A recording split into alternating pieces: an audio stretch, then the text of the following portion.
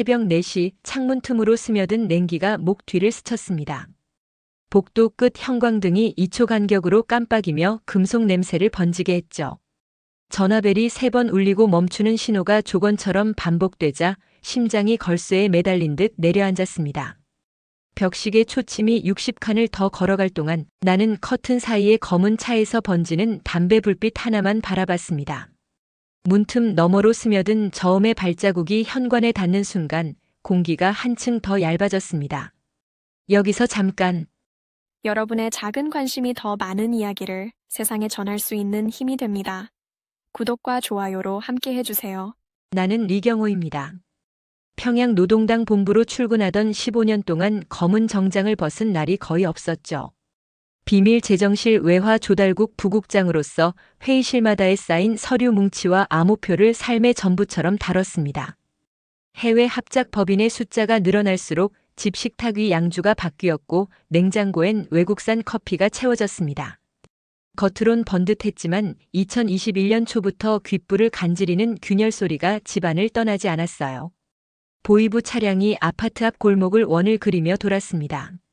차 유리로 반사된 내 얼굴은 낯선 사람 같았죠.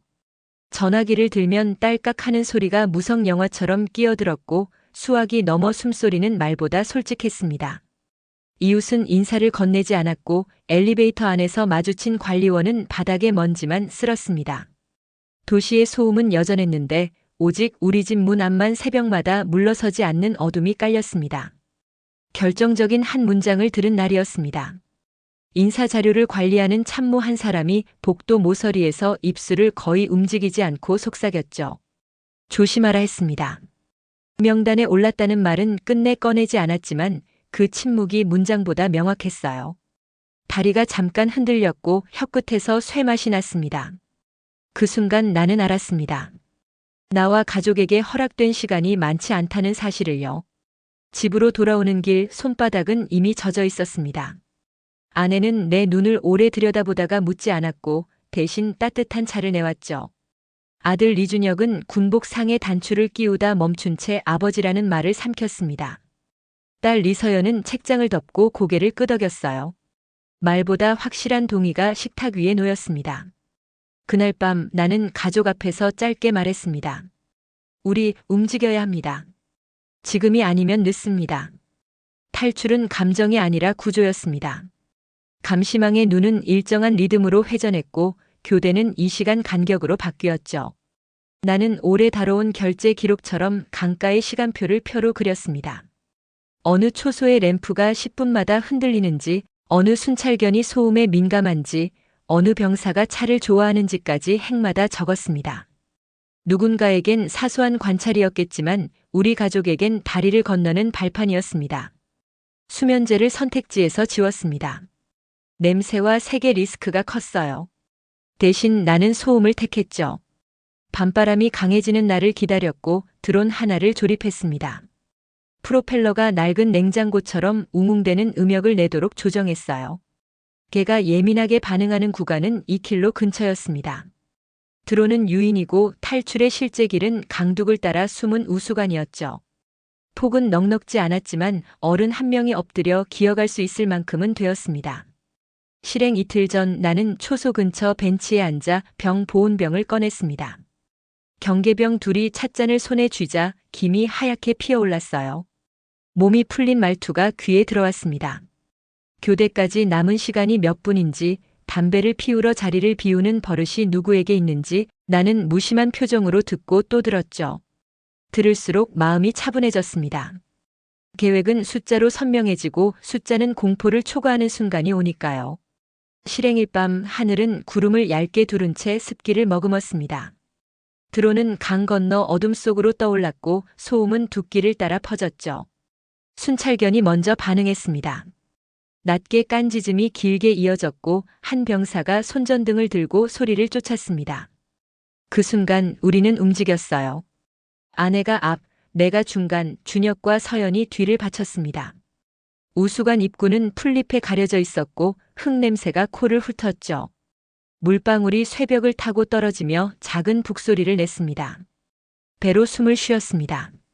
관 속 공기가 얇아지면 서연의 어깨가 먼저 떨렸고 나는 손등으로 조심스레 신호를 보냈어요. 조금만 더 버티자고 30걸음만 더 가면 열린 공간이 나온다고 속삭였습니다. 준혁은 뒤를 확인하며 어둠 속 발자국을 지웠습니다. 뒤통수에 박철의 시선이 박히는 듯 했지만 그건 상상보다도 오래된 피로였죠. 박철은 이름만으로도 숨을 죽이게 만드는 사람이었고 지금 이 순간에도 어디에선가 한 장의 종이를 보고 있겠죠. 그 종이 위엔 내 이름이 있었을 겁니다. 관 끝이 열리는데 7분이 걸렸습니다. 바람이 목으로 쏟아졌고 별빛이 물 위에 가느다란 길을 그렸습니다. 강물은 냉정했고 피부는 금세 얼얼해졌죠. 아내의 손을 쥐자 뼈마디가 맞닿는 감촉이 선명했습니다. 물비린내와 풀향이 섞여 심장이 잠깐 규칙을 잊었습니다. 멀리서 엔진 소리가 낮게 깔리고 서치라이트가 풀밭을 핥으며 지나갔어요. 우리는 수초밭에 몸을 붙였고 물결이 커지지 않도록 숨을 가늘게 나눴습니다. 불빛이 고개를 돌리는 순간이 가장 길었습니다. 20초 남짓이었겠지만 나는 그 시간을 장부의 공백처럼 잊지 않기로 했습니다. 불빛이 멀어지는 걸 확인하자 우리는 물살을 따라 비스듬히 건넜습니다. 발끝이 닿는 바닥이 한 번씩 사라질 때마다 나는 숫자를 세며 공포를 깎았습니다. 5걸음, 7걸음, 10걸음. 그때 서연의 팔이 힘없이 떨어졌고 준혁이 바로 옆구리를 받쳤습니다. 가족의 무게가 한 몸처럼 묶이는 순간 이상하게도 마음이 진정됐습니다. 중국 쪽 강변은 생각보다 낮았습니다. 어둠 속에서 화면 없는 손짓이 우리를 불렀고 우리는 낡은 창고로 들어갔습니다. 곰팡이 냄새와 젖은 흙 냄새가 벽을 타고 흘렀죠. 몸에서 물이 빠지는 동안 나는 손바닥의 깊은 주름을 오래 바라봤습니다. 수많은 숫자를 적던 손이었고 오늘은 단 하나의 선택을 붙잡은 손이었습니다. 후회는 들지 않았습니다. 두려움은 있었지만 두려움 위에서만 겨우 보이는 길이 존재한다는 걸 이제야 알았죠. 은신은 장소보다 리듬이 중요했습니다. 하루에 한 번 일정하지 않은 시각, 짧은 거리만 이동했습니다. 공안의 손전등이 스치면 숨의 길이를 반으로 줄였고 트럭 짐칸 금속벽이 떨리면 심장을 땅으로 떨어뜨렸습니다. 브로커는 말수가 적었어요. 길게 설명하지 않았고 대신 필요한 단어만 건넸습니다. 지금 여기 준비. 그 단어들이 우리는 살아있다는 사실을 확인하는 암호 같았습니다. 제3국 접점은 새벽이었습니다. 낡은 승합차 문이 열리고 누군가가 조용히 고개를 끄덕였죠. 그 사람은 이름을 묻지 않았고 우리도 묻지 않았습니다. 문이 닫히자 바퀴 소리가 아스팔트를 긁었고 서연이의 어깨가 조금 내려앉았습니다. 그 순간 나는 오래 미루던 생각을 꺼냈습니다. 여길 건너면 더 이상 과거의 이름으로 살 수 없겠죠. 그러나 이름을 바꾸더라도 기억해야 할 것은 사라지지 않습니다. 나와 같은 사람들을 위해 말해야 할 문장이 남아 있었어요. 인천에 닿았을 때 햇빛은 유리창을 한 겹 더 밝게 만들었습니다. 일반 동선이 아닌 조용한 통로를 따라 걸었습니다. 복도의 공기는 깨끗했고 발자국 소리가 일정했죠. 검은 정장을 입은 사람이 내 앞에 섰습니다. 낮은 목소리가 귓가에 닿았습니다. 리경호 선생, 지금부터 저희가 지키겠습니다. 그 말이 끝나자마자 숨이 깊어졌습니다. 처음으로 오래 미뤄둔 울음이 가슴에서 올라왔습니다. 여기는 내가 숫자로만 들여다보던 세계가 아니었죠. 사람의 손이 사람을 붙드는 나라였습니다. 그날 밤 보호숙소 창밖에서 도시의 불빛이 바람결을 따라 흔들렸습니다. 나는 메모장을 펼치고 첫 줄을 썼습니다. 내일 말하겠습니다. 비밀 재정의 장부와 가짜 회사의 회로, 선박의 경로와 환적의 타이밍. 내가 알고 있는 것을 내가 건넌 강처럼 정확한 순서로요. 한국이라는 안전망 위에서라면 그 말들이 누군가를 살릴 수 있으니까요. 새벽의 공기는 차가웠지만 한국 땅에 발을 디딘 순간 몸을 감싸는 무언의 울타리가 있음을 느꼈습니다. 검은 정장 차림의 요원들은 내 가족을 조용히 호위하며 비공개 숙소로 안내했어요. 창문에는 두꺼운 커튼이 쳐져 있었고 복도마다 CCTV 불빛이 점처럼 박혀 있었죠. 모든 것이 낯설었지만 한 가지는 분명했습니다. 더 이상 그 무거운 발소리를 두려워하며 자야 할 필요는 없다는 사실이었습니다. 보호 절차는 예상보다 길고 꼼꼼했습니다. 이름, 나이, 가족관계, 내가 맡았던 직책과 업무가 세세히 기록되었죠. 조사관은 차분한 어조로 질문했고 나는 천천히 기억을 꺼냈습니다. 처음 며칠은 눈꺼풀이 무겁고 입술은 쉽게 마르곤 했습니다. 매 순간 말을 꺼내는 것이 다시 과거를 걸어가는 듯 했으니까요. 하지만 보호관은 언제나 같은 말로 끝맺었습니다. 리 선생, 천천히 하셔도 됩니다. 여긴 안전합니다. 그 말이 무너진 마음의 기둥을 다시 세워주곤 했습니다. 가장 먼저 의료 검진이 진행되었습니다. 탈출 과정에서 무릎을 다친 아내는 치료실 침대에 눕자 눈을 질끈 감았어요. 의사는 차분하게 무릎을 살피더니 치료 잘 받으시면 걱정 안 하셔도 됩니다라며 안심을 시켰습니다. 북한에서라면 특권이 없는 한 제대로 된 치료는 상상도 못할 일이었습니다. 아내의 눈가에 맺힌 눈물이 흘러내리는 걸 보며 나는 처음으로 한국 사회의 배려를 실감했습니다. 서연은 감기에 걸린 듯 기침을 했는데 간호사가 다정히 머리를 쓰다듬으며 약을 건넸습니다. 그 작은 손길이 딸의 어깨를 가볍게 했습니다. 며칠 후 우리는 하나원이라는 교육시설로 옮겨졌습니다. 낯선 담벼락과 정문을 지나 안으로 들어가자 따뜻한 조명이 우리를 맞이했죠. 거기서 우리는 3개월 동안 한국 사회에 필요한 모든 것을 배웠습니다. 법, 금융, 직업훈련, 안전수칙까지 매일 새로 배우는 것들이 놀라웠습니다. 아들 준혁은 용접기술 수업에 참여하며 처음으로 자신이 쓸모있는 일을 할 수 있다는 희망을 품었어요. 서연은 대학 편입 제도와 장학금 이야기에 눈을 반짝이며 노트를 가득 채웠습니다. 아버지, 저 다시 공부할 수 있대요. 그 말은 내 마음을 뜨겁게 했습니다. 교육이 끝날 무렵 나는 본격적인 증언 준비를 시작했습니다. 보호기관 회의실에는 번역가와 연구자, 외교 관계자들이 차례로 앉았습니다. 나는 장부 속 가짜 회사 이름, 돈이 흘러간 차명 계좌, 환적 선박의 경로를 차근차근 이야기했죠. 해외에서 들어온 수익은 여러 사람의 손을 거치며 세탁됩니다. 결국엔 연구소와 군수시설로 모입니다. 내 목소리는 떨렸지만 멈추지 않았습니다. 그들이 반드시 알아야 할 진실이었으니까요. 회의실에 앉은 미국 측 관계자들의 손끝이 분주히 움직이며 기록을 남기는 걸 보았습니다. 내 증언이 곧 현실을 바꾸리란 예감이 들었습니다. 몇 개월이 흘렀을 때 담당자가 내게 조용히 전했습니다. 리 선생의 자료가 국제회의 문서에 반영되었습니다. 대북 제재 결의안을 다듬는 중요한 근거가 됐습니다. 그 순간 가슴이 벅차 올라왔습니다. 목숨을 걸고 건넌 강물, 두려움을 견디며 꺼낸 문장들이 세상에 파문을 일으키고 있었습니다. 억눌린 북한 주민들의 고통이 이제는 무시할 수 없는 현실로 드러나고 있다는 사실에 눈시울이 뜨거워졌습니다. 그러나 동시에 새로운 불안도 엄습했습니다. 북한은 나를 절대 포기하지 않을 겁니다. 억만금을 쓰더라도 잡아들이라는 지시가 내려왔다는 소문을 들었으니까요. 보호관은 늘 짧고 단호하게 말했습니다. 필요시 이동, 확인, 안전. 그 간결한 언어가 오히려 신뢰를 주었습니다. 우리 가족은 보이지 않는 울타리 안에 있었고 나는 다시는 홀로가 아니라는 걸 실감했습니다. 이제 우리는 한국 사회에 뿌리를 내리고 있습니다. 준혁은 중견기업에서 용접기술자로 일하며 승진을 앞두고 있고 서연은 캠퍼스에서 친구들과 웃음을 나누며 다시 학생이 되었습니다. 아내는 시장에서 장바구니를 들고 흥정하다가 가끔 웃음을 터뜨립니다. 그 웃음은 오래전 평양의 검은 그림자 속에서는 볼 수 없던 빛깔이었습니다. 밤이 되면 나는 한강을 바라봅니다. 은빛 물결이 부드럽게 흐르는 강은 압록강의 차가운 물과는 전혀 다른 얼굴을 하고 있습니다. 그 순간마다 나는 속으로 다짐합니다. 살아남았으니 끝까지 이 자유를 지켜야 한다고.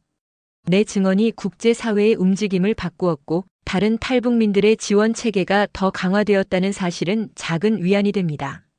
언젠가 북한 주민들도 이 자유를 누릴 날이 오길 바라며 오늘도 나는 한국에서 새로운 하루를 시작합니다. 아침 6시 창문을 3번 두드리는 바람소리가 얇은 커튼을 밀었습니다. 주방 시계가 12칸을 넘어가며 짧은 틱 소리를 냈고 전기 주전자의 김이 한 손 높이 올라왔죠. 따뜻한 차 향이 코끝을 스치자 밤새 눌러놓았던 가슴이 조금 풀렸습니다. 복도 끝을 지나가는 발자국이 2초 간격으로 멀어지자 이 집의 안전이 조건처럼 확인되는 기분이 들었습니다. 그때 벨이 한 번 울리고 멈추더니 휴대전화 화면에 오늘 일정이 나타났습니다. 오늘은 외교 관계자들과의 비공개 면담이 예정돼 있었어요. 회의실 문을 열자 흰 벽에 빛이 고르게 번졌고 두툼한 종이와 노트가 단정히 놓여 있었습니다. 나는 숨을 고른 뒤 첫 문장을 꺼냈습니다. 자금이 어떻게 움직였는지, 어떤 회계 표기가 위장 장부로 쓰였는지, 선박의 경로가 어떤 방식으로 갈아타게 되는지 순서를 놓치지 않으려 했습니다. 말할수록 목이 마르고 손끝이 차가워졌지만 끝까지 이어가야 한다고 스스로를 다독였죠. 내 목소리가 흔들리면 장부의 숫자들이 다시 어둠 속으로 휘청일 테니까요. 면담이 끝나면 늘 보호관과 짧게 대화를 나눴습니다. 빠짐없이 같은 문장이 이어졌습니다. 확인했습니다. 이동이 필요하면 즉시 알려주십시오.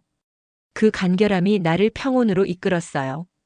필요 이상의 말이 없는 사람들, 그러나 꼭 필요한 순간에는 앞에 서는 사람들. 그 믿음이 내 마음의 버팀목이 됐습니다. 며칠 뒤 담당자가 조심스럽게 한 문장을 건넸습니다. 우리 선생의 증언을 토대로 선박 추적 체계가 일부분 개편될 예정입니다. 회의 자료에 반영되어 곧 시행에 들어갑니다. 그 소식을 듣는 순간 내가 건넌 강물이 다른 누군가의 길을 만들어낸다는 확신이 가슴을 울렸습니다. 장부 속 작은 숫자들이 인간의 생사를 가르는 칼날이 되기도 하고 구명줄이 되기도 한다는 사실을 나는 누구보다 잘 압니다. 그래서 더 천천히, 더 정확히, 더 오래 말하려고 했습니다. 그러나 마음이 고요해지는 밤이면 다른 소식도 들려왔습니다. 북에서는 나를 잡아들이라는 지시가 내려갔다고 했죠. 억만금을 쓰더라도 반드시 데려오라고 그런 말이 그림자처럼 따라붙었습니다. 창문 틈으로 바람이 스칠 때면 나는 한 번 더 문고리를 확인했습니다. 겁이 나서가 아니라 함께 사는 사람들을 지키고 싶어서였죠. 두려움이 훅 치고 들어오면 나는 한강을 떠올렸습니다. 밤마다 은빛으로 흐르는 강물, 서로 조금씩 자리를 내주는 사람들, 그 고요한 한 장면이 다시 숨을 고르게 만들어 주었습니다. 가족의 하루도 조금씩 안정을 되찾았습니다. 준혁은 새벽 출근을 시작했어요. 손에 남은 쇳가루 냄새와 땀이 뒤섞여 집 안으로 들어오면 나는 괜히 어깨를 한 번 더 두드려 주었습니다. 일의 리듬을 배워가는 사람에게는 말보다 손짓이 큰 힘이 되거든요. 서연은 도서관에서 늦게 돌아오는 날이 많아졌습니다. 복도 끝에서 새 책 냄새가 먼저 들어오면 서연은 늘 같은 말로 나를 안심시켰습니다. 아버지, 오늘도 별일 없었어요. 그 말이 집의 등불이 되었죠. 아내는 시장에서 종종 소소한 이야기를 들고 왔습니다. 옆 좌판 주인이 김을 덤으로 주었다느니, 생선을 더 싱싱한 걸로 바꿔주었다느니, 그런 작은 호의가 내 마음을 오래되었습니다. 일상의 틈틈이 나는 기록을 정리했습니다. 우리 손으로 다시 확인한 계좌 흐름, 국적을 자주 바꾸는 페이퍼 컴퍼니의 이름. 배열 항구에서 항구로 넘어가는 시간대의 규칙성을 손때 묻은 노트에 옮겨 적었죠.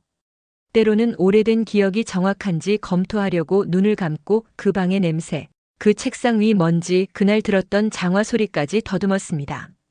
사람의 기억은 틀릴 수 있지만 냄새와 소리는 의외로 정확하게 자리를 가리키거든요. 냄새를 따라가다 보면 숫자가 제자리를 찾는 순간이 옵니다. 그렇게 모아진 조각들이 다른 회의를 열었습니다. 이번에는 전문가가 더 많았어요. 통역은 빠르게 움직였고 칠판에는 굵은 글씨가 차례로 적혔습니다. 나는 여전히 느린 호흡으로 사실만을 말했습니다. 최근 몇 년 동안 특정 항구의 야간 환적이 늘어난 이유, 그때마다 함께 움직인 차량의 번호 배열, 어느 창고의 문이 주말에만 열리는지 같은 디테일. 누군가는 그걸 지나치게 사소한 정보라 여길지 모르지만 사소함이 모여 문을 엽니다. 문은 늘 작은 틈에서부터 열리니까요. 점심 무렵 보호관이 내게 잠깐 공기를 쐬자고 제안했습니다. 근처 공원에 도착하자 나뭇잎이 사각거렸고 아이들이 바닥 분수대를 뛰어넘으며 깔깔 웃었죠. 벤치에 앉자 작은 종이컵에 따뜻한 보리차가 담겨 나왔습니다. 나는 두 손으로 컵을 감싸 쥐고 조금 오래 조용히 있었습니다. 말이 필요 없는 순간이었어요. 내가 수십 년 동안 단 한 번도 받아본 적 없는 종류의 배려가 손바닥을 데웠습니다. 누군가의 평범한 하루 속으로 초대받았다는 느낌이 들었고 그 초대가 앞으로 나아갈 용기를 줬습니다. 그날 저녁 집으로 돌아오는 길에 작은 사건이 있었습니다. 횡단보도 앞에서 신호가 바뀌자 옆에 서 있던 노인이 잠깐 균형을 잃었어요. 나는 반사적으로 팔을 뻗어 노인의 팔꿈치를 받쳤습니다. 노인은 놀란 얼굴로 나를 바라보다가 천천히 고개를 숙였습니다. 고맙소. 짧은 인사였지만 가슴에 반짝이는 점 하나가 찍혔습니다. 그 점을 따라 밤까지 걸어가 보니 온종일 쌓였던 긴장이 얇게 벗겨졌습니다. 아마도 사람에게 기대는 법을 잊은 시간들이 내 어깨를 굽게 만들었을 거예요. 그날 밤은 등을 펴고 잘 수 있었습니다. 그날 저녁 집으로 돌아오는 길에 작은 사건이 있었습니다. 횡단보도 앞에서 신호가 바뀌자 옆에 서 있던 노인이 잠깐 균형을 잃었어요. 나는 반사적으로 팔을 뻗어 노인의 팔꿈치를 받쳤습니다. 노인은 놀란 얼굴로 나를 바라보다가 천천히 고개를 숙였습니다. 고맙소. 짧은 인사였지만 가슴에 반짝이는 점 하나가 찍혔습니다. 그 점을 따라 밤까지 걸어가 보니 온종일 쌓였던 긴장이 얇게 벗겨졌습니다. 아마도 사람에게 기대는 법을 잊은 시간들이 내 어깨를 굽게 만들었을 거예요. 그날 밤은 등을 펴고 잘 수 있었습니다. 며칠 뒤 또 한 번의 면담이 열렸습니다. 이번엔 화면을 사이에 둔 회의였죠. 나는 카메라 앞에서 다시 첫 문장을 꺼냈습니다. 얼핏 작은 변화처럼 보이지만 긴 동선을 바꾸는 단서가 될 만한 것들을 차근차근 내놓았습니다. 화면 속 사람들은 고개를 끄덕였고 때로는 서로의 노트를 비춰주며 메모를 확인했습니다. 면담이 끝난 뒤 담당자가 말했습니다. 다음 주부터 항만 검사 방식이 일부 달라질 예정입니다. 회의실을 나서는데 발걸음이 가벼웠습니다. 지나온 강을 떠올렸고 잠시 눈을 감았습니다. 빠른 물살 아래 가라앉지 않기 위해 발끝으로 균형을 잡던 밤들이 스쳐갔죠. 이제는 균형을 잡아주는 손이 생겼습니다. 그 손이 한국이라는 사실이 새삼 벅찼습니다. 그 사이 가족의 표정에도 변화가 생겼습니다. 준혁은 선배에게 일찍 출근해도 좋다는 말을 들었다며 쑥스러운 웃음을 지었고 서연은 발표 수업에서 조를 이끌었다며 자랑했습니다. 아내는 병원에서 무릎 상태가 많이 호전됐다고 들었죠. 약 봉투를 내려놓으며 내 어깨에 잠깐 이마를 기대더니 아무 말 없이 웃었습니다. 불안이 줄어드는 얼굴은 공기처럼 가볍습니다. 그 가벼움이 집 안 구석구석에 스며들자 나는 오래 접어둔 감정을 펼 수 있었습니다. 내일을 미루지 않는 마음, 오늘을 더 단단히 살겠다는 마음이었습니다. 밤늦게 책상 앞에 앉아 메모장을 다시 펼쳤습니다. 새로운 문장들이 이어졌습니다. 내가 본 것, 내가 들은 것, 내가 책임져야 할 것. 어떤 문장엔 숫자를 적었고 어떤 문장엔 사람의 이름을 적지 않았습니다. 이름을 지우는 건 그 사람을 위해서였고 숫자를 남기는 건 증거를 위해서였죠. 이 단순한 원칙이 내 기록을 숨쉬게 만들었습니다. 때로는 창문을 조금 열어 바람을 들어오게 했고 때로는 커튼을 닫아 방의 숨을 고르게 했습니다. 기록은 호흡과 닮아 있죠. 너무 길면 지치고 너무 짧으면 미처 전달되지 않습니다. 새벽이 다가오자 멀리서 소방차의 낮은 사이렌이 지나갔습니다. 이전의 나라에서라면 사이렌은 늘 다른 뜻으로 들렸습니다. 누군가의 집 문이 열리고 누군가의 이름이 명단에서 지워지는 신호처럼 들렸죠. 지금은 다릅니다. 누군가를 돕기 위해 움직이는 소리로 들립니다. 소리가 지나가고 나는 두 손을 포개어 이마에 올렸습니다. 마음속에서 조용히 한 문장이 떠올랐습니다. 자유는 혼자 세우는 깃발이 아니라 함께 세우는 다리다. 내일도 그 다리에 한 장의 판자를 덧대겠다고 그렇게 다짐했습니다.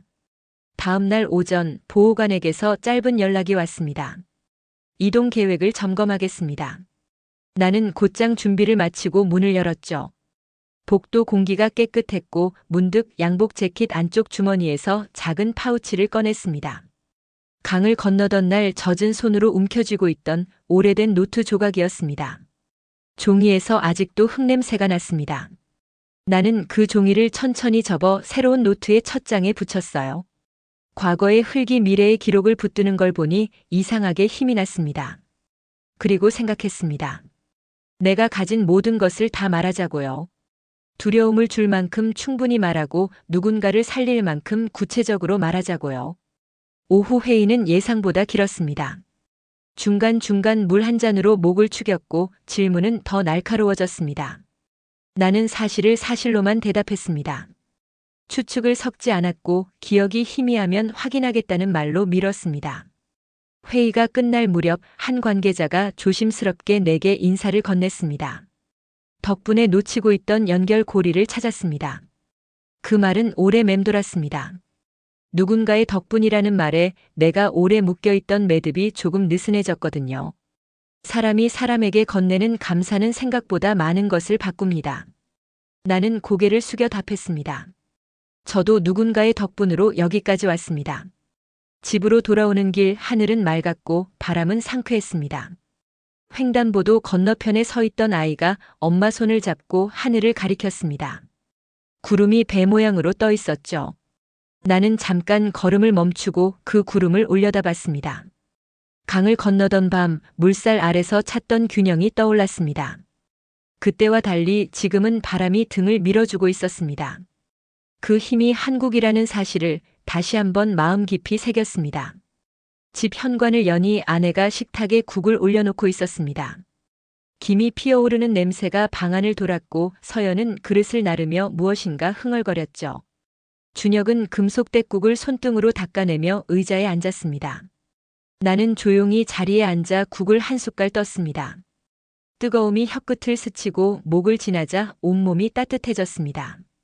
가족을 바라보며 마음속으로 또렷하게 말했습니다. 우리는 여기서 살겠습니다. 두려움의 문 대신 연대의 문을 열고 내일을 쌓겠습니다. 그리고 언젠가 더 많은 사람들이 이 문으로 들어올 수 있도록 길을 넓히겠습니다.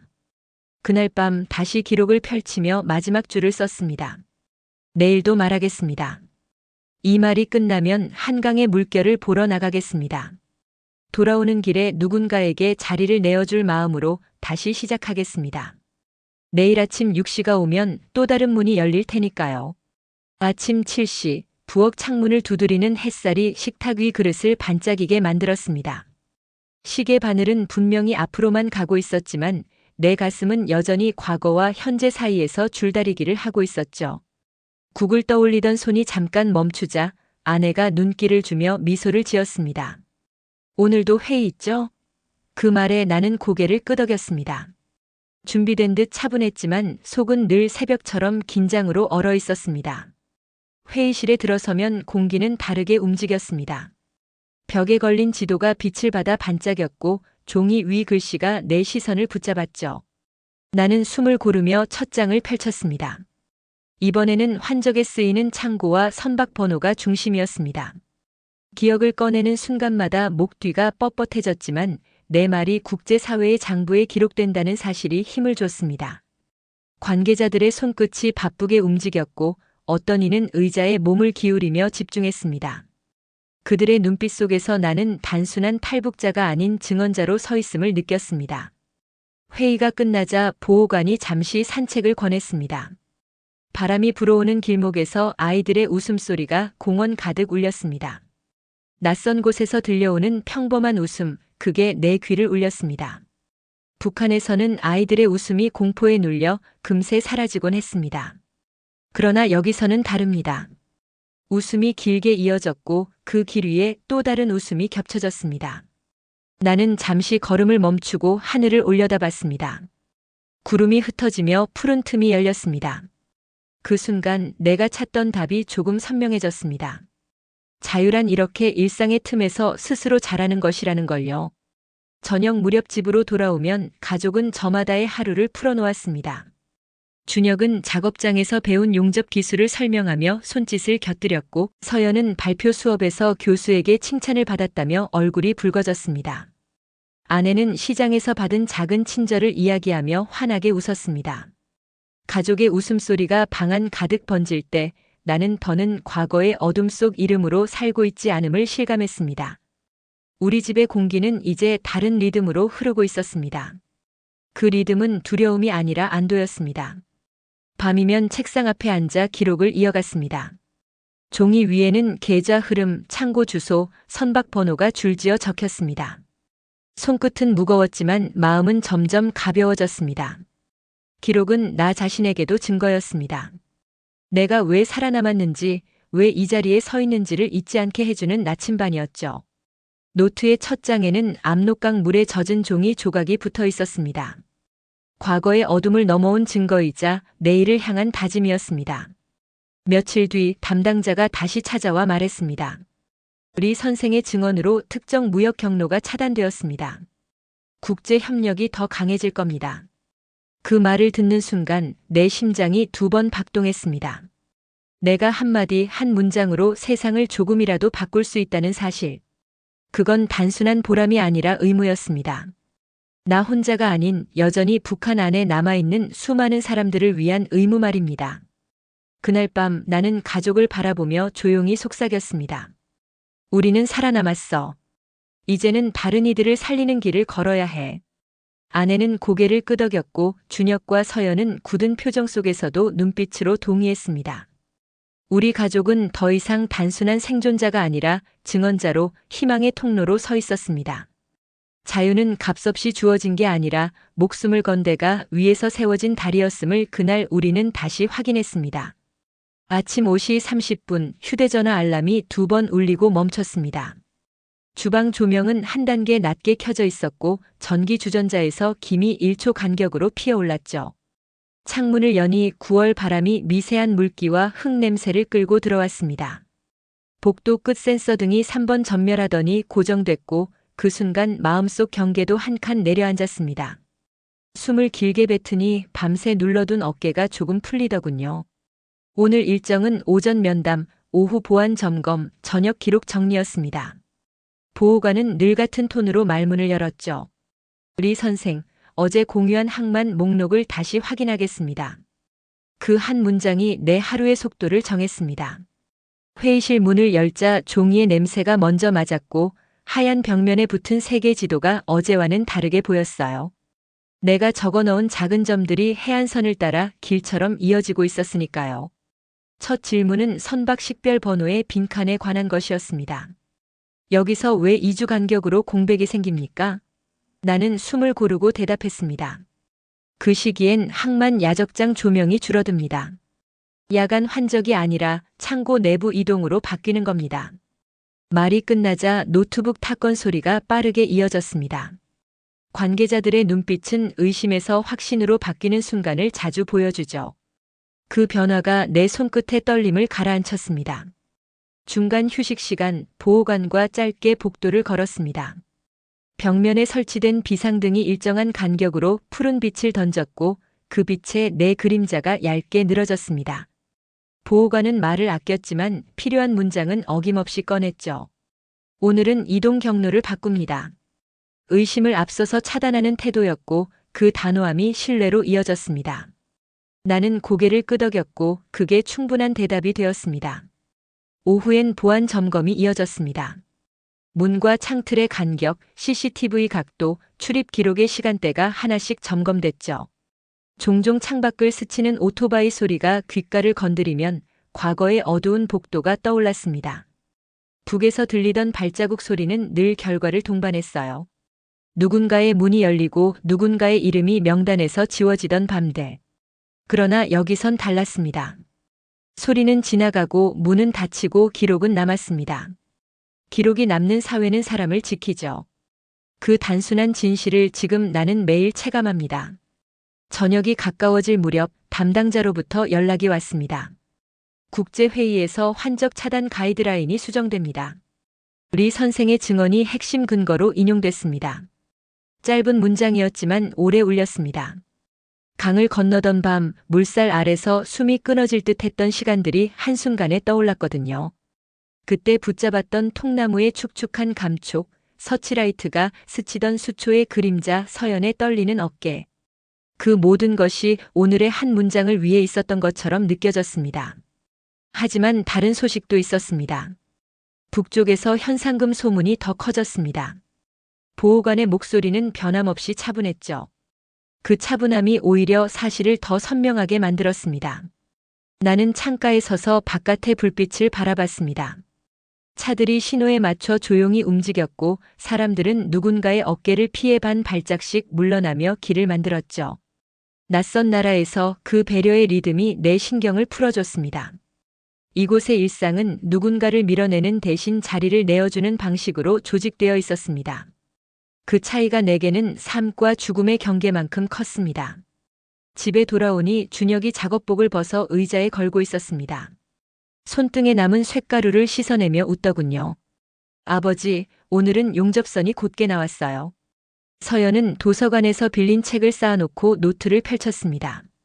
발표 자료 교수님이 칭찬하셨어요. 아내는 국을 덜어주며 말했죠. 병원에서 다음 달 검진만 받으면 된대요.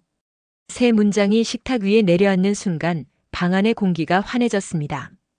그 환함이 내 결심을 더 단단하게 했습니다. 생존에서 멈추지 않겠다고 도움을 받은 만큼 길을 넓히겠다고요. 밤 9시 기록을 다시 펼쳤습니다.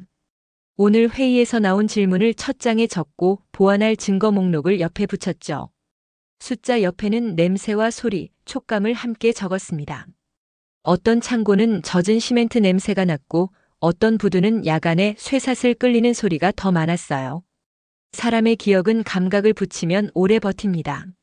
내 증언이 단단해지려면 숫자와 감각이 함께 움직여야 하죠.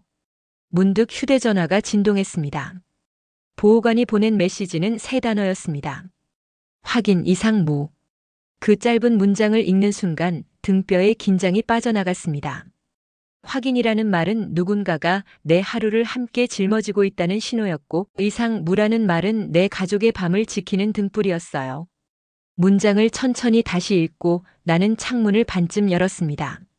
한강에서 불어오는 바람이 커튼을 밀었고 물결이 만드는 은빛 결이 상상 속에서도 또렷해졌죠.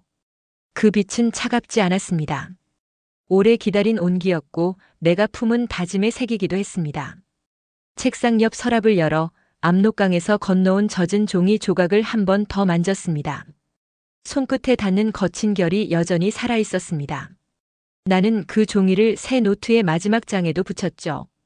처음과 끝이 같은 재료로 묶이니 길 전체가 하나의 서약처럼 느껴졌습니다. 내일도 말하겠습니다. 라고 속으로 중얼거렸습니다. 필요한 만큼 구체적으로 누군가를 살릴 만큼 정확하게요.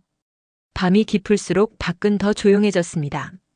멀리서 구급차 소리가 지나가고 다시 침묵이 왔죠. 이전의 나라에서는 그 소리가 언제나 다른 뜻으로 들렸습니다. 지금은 다릅니다.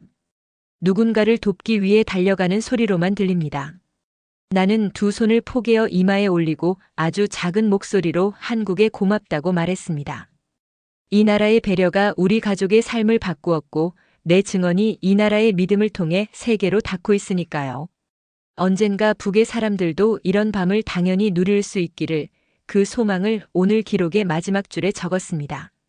아침 6시 정각 휴대전화 화면에 알림 하나가 떴습니다. 국제회의 결과 보고서 반영. 세 단어였지만 눈을 떼지 못했습니다. 종이에 적힌 내 기록들이 이제는 여러 나라의 공식 문서 속에서 호흡한다는 뜻이었으니까요. 식탁 위에서 신문을 펼쳐들자 작은 단락 속에 환적 단속 강화라는 문장이 들어있었습니다. 활자가 눈을 찌르듯 선명했죠. 가슴이 두 번 요동쳤습니다. 압록강의 차가운 물살을 버티며 붙잡았던 통나무가 그 순간 다시 떠올랐습니다. 그때의 떨림이 헛되지 않았다는 걸 활자 하나가 증명해주고 있었습니다. 하지만 안도는 길게 머물지 않았습니다. 보호관이 다가와 낮은 목소리로 말했죠. 북쪽에서 현상금 규모가 더 커졌다는 첩보가 확인됐습니다. 이번에는 억만금이 아니라 구체적인 액수와 함께 거론된다는 겁니다. 잠시 머리가 먹먹해졌습니다. 내 이름이 여전히 저들의 명단 맨 위에 있다는 사실을 다시 각인시킨 셈이었죠. 그러나 곧 숨을 고르고 고개를 들었습니다. 내 두려움보다 더 큰 건 가족을 지켜야 한다는 의무, 그리고 말해야 한다는 책임이었으니까요. 며칠 뒤 또 다른 면담이 열렸습니다. 이번엔 연구자와 정책 담당자가 함께였죠. 그들은 내 앞에 항만 지도와 계좌 흐름도를 펼쳐놓고 물었습니다. 이 구간에서 반복되는 3일 공백은 뭡니까? 나는 조심스럽게 기억을 꺼냈습니다. 그때마다 창고 내부 물품 검수가 이뤄집니다. 실제로는 환적 물품이 다른 라벨로 갈아타는 과정이죠. 내 말이 끝나자 그들은 빠르게 서로의 메모를 맞대었습니다. 순간 내 몸에서 긴장이 빠져나가는 게 느껴졌습니다. 내가 건넨 문장이 또 하나의 벽을 허물었다는 걸 그들의 표정이 알려주었으니까요. 저녁에 집으로 돌아오면 가족은 평범한 하루의 이야기를 들려주었습니다. 준혁은 선배에게서 손이 빠르다는 칭찬을 받았다며 웃었고, 서연은 도서관에서 늦게까지 공부하다가 친구와 라면을 나눠 먹었다는 소소한 일화를 꺼냈습니다. 아내는 시장에서 낯선 아주머니에게 자리를 양보받았다며 신기해했죠. 그 순간 나는 깨달았습니다. 이 나라에선 배려가 특별한 것이 아니라 일상 속에서 자연스럽게 흐르는 공기라는 걸요. 그 공기가 우리 가족의 상처를 조금씩 덮어주고 있었습니다. 밤이 깊어 기록을 다시 펼쳤습니다. 오늘 나온 질문들을 정리하며 페이지 한쪽에 짧은 문장을 적었습니다. 사람이 남긴 작은 흔적이 또 다른 사람을 지킨다. 내가 기록하는 모든 것은 결국 누군가의 방패가 될 거라는 믿음이었습니다. 종이 위에 숫자와 냄새, 소리, 감각을 함께 새겨 넣을 때 그 방패는 더 단단해졌습니다. 나는 오늘도 과거의 어둠을 증거로 남겨 내일의 빛을 만들겠다고 다짐했습니다. 창문을 열자 한강 물결이 은빛으로 흔들리고 있었습니다. 바람은 차갑지 않았고 커튼을 스치는 결이 부드러웠습니다.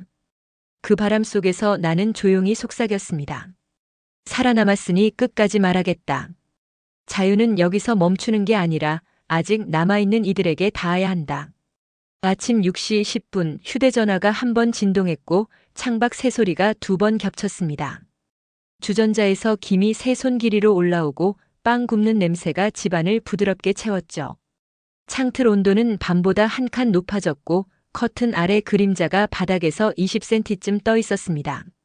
거실 시계의 초침이 30칸을 더 걸어가자 마음이 조금 안정됐어요. 오늘은 처음으로 국제 언론과 마주 앉는 날이었습니다. 보호관은 이동 전에 다시 말했다죠. 오늘은 질문이 길 수 있습니다. 답은 사실 위주로만 부탁드립니다. 차창 밖으로 스쳐가는 가로수들이 일정한 간격으로 그림자를 들이우자 머릿속 문장이 자연스레 정리됐습니다. 내 감정은 뒤로 미루고 내가 본 것과 들은 것, 장부와 창고, 항만과 선박의 시간표만 남기자고 다짐했어요. 면담 장소는 조용한 회의실이었습니다. 벽은 흰색, 천장은 낮고 책상 위에는 얇은 취재 노트가 가지런히 놓여 있었죠. 기자는 목소리를 낮추어 첫 질문을 꺼냈습니다. 왜 지금 말하십니까? 나는 심호흡을 한 뒤 천천히 답했습니다. 살아남았기 때문입니다. 그리고 아직 남아있는 사람들이 있기 때문입니다. 침묵은 누군가의 목숨을 앗아갑니다. 기록은 누군가의 방패가 됩니다. 기자의 펜이 빠르게 움직였고 통역의 문장이 내 옆으로 흘렀습니다. 순간 압록강에 찬 물이 발목을 감싸던 밤이 스쳤지만 나는 눈을 들었습니다. 지금은 두려움을 기록으로 바꾸는 시간이니까요. 핵심은 돈의 흐름이었습니다. 나는 종이에 간단한 궤적을 그렸죠. 무역회사 이름이 계절마다 바뀌는 방식, 같은 사람의 서명이 다른 회사의 도장 옆에 찍히는 습관, 환적이 항만 조명 점검일과 겹치는 이유. 기자는 몇 차례 고개를 끄덕였고 때로는 되묻기도 했습니다. 사람이 아니라 구조를 지목하시는군요. 그렇습니다. 사람은 바뀌지만 구조는 습관을 남깁니다. 습관은 표식을 만들고 표식은 길이 됩니다. 그 길을 막아야 흐름이 멈춥니다. 휴식 시간에 보호관이 물을 건넸습니다. 컵벽을 타고 떨어지는 물방울 소리가 또렷했습니다. 긴장이 풀리는 순간 창밖에서 아이들 웃음이 들렸어요. 먼 데서도 선명한 그 웃음은 내 마음의 높이를 낮춰주었습니다. 북에서는 같은 소리가 자주 끊겼습니다. 여기서는 이어졌죠. 이어지는 소리는 사람을 살립니다. 그 단순한 사실이 나를 다시 자리에 앉게 했습니다. 오후 세션에서 기자는 더 집요한 질문을 던졌습니다. 그 밤 가족을 데리고 강을 건널 때 가장 두려웠던 순간이 언제였습니까? 나는 잠깐 침묵한 뒤 짧게 말했습니다. 서치라이트가 수초를 핥고 지나가던 고요였습니다. 소리 하나 내면 끝나는 시간. 그때 깨달았습니다. 살아남으면 반드시 말해야 한다는 것을요. 기자의 펜 끝이 멈췄고 내 심장 소리만 방 안을 건너갔습니다. 나는 바로 다음 장으로 넘어가 구조의 세부를 이어갔습니다. 감정은 오래 머물면 기록을 흐립니다. 감정은 문장의 끝에서만 작은 불빛이면 충분했습니다. 면담이 끝나자 기자는 정중히 고개를 숙였습니다. 오늘 들은 이야기의 일부는 신원 비공개로 처리하겠습니다. 그 말은 약속이었고 약속은 울타리였습니다. 회의실 문을 나서자 보호관이 짧게 속삭였죠. 이동 경로 변경합니다. 통로는 비어 있었고 엘리베이터는 중간층에서 바로 열렸습니다. 안전의 리듬은 빠르지 않았습니다. 대신 어긋나지 않았습니다. 그 리듬이 나를 안심시켰습니다. 이틀 뒤 언론 보도가 나왔습니다. 기사 말미에는 내 이름이 아니어도 되는 문장이 놓였죠. 구조적 환적 차단의 필요, 자금 세탁 연결 고리의 끊김, 국제 협력의 강화. 화면 속 활자는 차갑지 않았습니다. 누군가에게 닿아야 할 문장이었고 어젯밤 정리한 기록의 온기가 거기에 묻어 있었습니다. 통화가 몇 통 더 걸려왔습니다. 같은 취지의 인터뷰 요청이었지만 보호관은 일정을 나눠 배치했죠. 내 목소리가 지치면 기록의 정확도도 떨어지니까요. 나는 고개를 끄덕였습니다. 느려도 정확하게, 적어도 흔들리지 않게. 그게 이 길의 조건이었습니다. 저녁에 집으로 돌아오니 서연이 먼저 달려와 신문을 펼쳤습니다. 아버지, 이 문장 보세요. 여긴 사람이 아니라 습관을 고친다고 적혀 있어요. 나는 웃었습니다. 언젠가 아이에게 그 말을 전하고 싶었습니다. 우리는 사람을 영웅으로 만들려고 건넌 강이 아니라고요. 습관을 바꾸고 구조를 고치려 건넌 강이라고요. 준혁은 가만히 내 어깨를 두드렸고 아내는 주전자를 들어 따뜻한 차를 채웠습니다. 김이 한 손 높이로 오르더니 이내 사라졌습니다. 김이 사라지는 속도만큼 우리 집의 긴장도 얇아졌습니다. 밤이 깊어 기록을 다시 펼쳤습니다. 오늘 기사에서 다루지 못한 디테일을 메모장에 옮겨 적고 다음 면담에서 확인할 항목을 번호로 붙였죠. 계좌 이름과 창고 번호 사이에 냄새와 소리를 덧붙이는 작업은 계속되었습니다. 젖은 목재 냄새가 났던 창고, 쇠사슬이 밤마다 길게 긁히던 부두, 주말에만 문이 열린 사무실.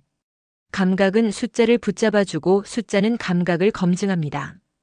둘이 함께 움직이면 거짓이 숨을 곳이 줄어듭니다. 늦은 시간 보호관에게서 짧은 메시지가 도착했습니다. 확인 완료 이상 없음. 세 단어가 화면에 박히는 순간 등줄기에서 힘이 빠져나갔어요. 창문을 살짝 열자 한강의 밤바람이 커튼을 밀었습니다. 물결은 은빛으로 반짝였고 저 멀리 다리 위 차량 불빛이 균등한 간격으로 이어졌습니다. 규칙적으로 움직이는 불빛을 보며 생각했죠. 나는 더 이상 혼자가 아니다. 이 나라의 리듬이 내 말과 나란히 걷고 있다. 침대에 눕기 전 오래된 종이 조각을 한 번 더 만졌습니다. 거친 결이 손끝에 살아있었고 과거의 어둠이 내일의 기록을 붙들고 있었습니다. 그때 내 마음속에서 짧은 문장이 떠올랐습니다. 말하는 사람은 많지 않아도 들어주는 사람이 많으면 세상은 바뀐다. 내일도 말하겠습니다. 더 천천히, 더 정확히, 더 멀리 닿도록요. 다음 날 아침 일정표를 확인하며 불을 껐습니다. 거실 시계 초침이 5칸을 더 건너뛰는 동안 집 안 공기는 조용히 가라앉았죠. 잠이 들기 직전 나는 한 번 더 다짐했습니다. 한국에서 받은 배려를 기록으로 돌려주겠다고. 이 배려가 국경을 넘어 누군가의 밤을 지키게 하겠다고요. 아침 6시 창문 틈으로 스며든 햇살이 식탁 위 국그릇을 금빛으로 비추었습니다. 주전자의 김은 내 손 길이로 올라왔다 사라졌고 벽시계 초침은 정확히 60칸을 걸어갔습니다. 한국에 와서 맞는 매일의 아침은 이렇게 일정했지만 내 마음속 시간은 여전히 압록강의 차가운 물살을 기억하고 있었습니다. 그 물살이 오늘의 평화를 가능케 했다는 사실을 부정할 수 없었죠. 며칠 전 담당자로부터 또 한 통의 보고가 전해졌습니다.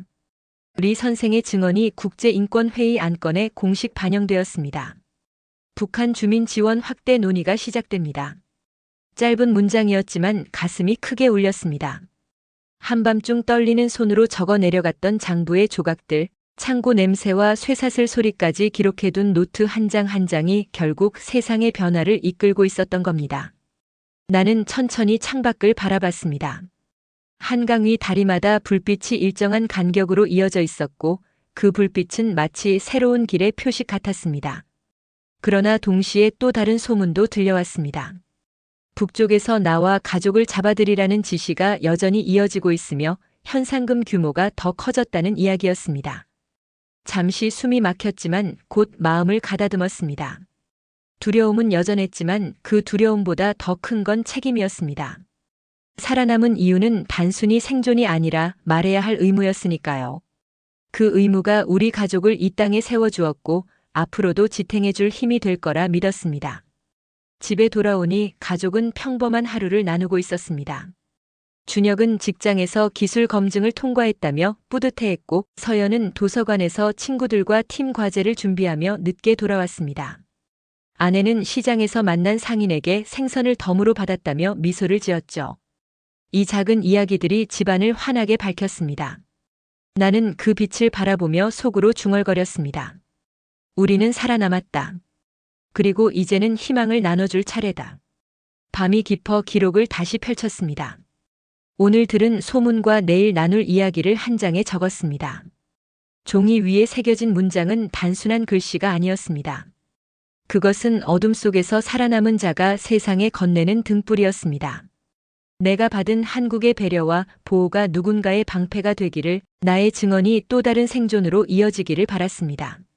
창문을 열자 한강 바람이 방 안으로 들어왔습니다. 물결은 은빛으로 반짝이며 끝없이 이어졌습니다. 압록강의 살얼음 같은 물살과는 전혀 달랐습니다. 그 차이를 바라보며 눈을 감았습니다. 두려움 대신 평화가, 공포 대신 희망이, 침묵 대신 증언이 내 마음을 채우고 있었습니다. 나는 다시 다짐했습니다. 살아남았으니 끝까지 이 자유를 지키겠다. 언젠가 북한 주민들도 이 강가에서 같은 바람을 맞게 될 날이 오기를. 오늘 이야기가 마음에 울림이 있었다면 여러분의 작은 관심이 저희에게 큰 힘이 됩니다. 구독과 좋아요는 단순한 클릭이 아니라 더 많은 진실과 희망을 세상에 전하는 길이 됩니다. 여러분의 응원 한마디, 따뜻한 댓글 한 줄이 또 다른 가족에게 살아갈 용기가 될 수 있습니다. 지금까지 함께 해주셔서 고맙습니다. 여기는 감동 시그널이었습니다.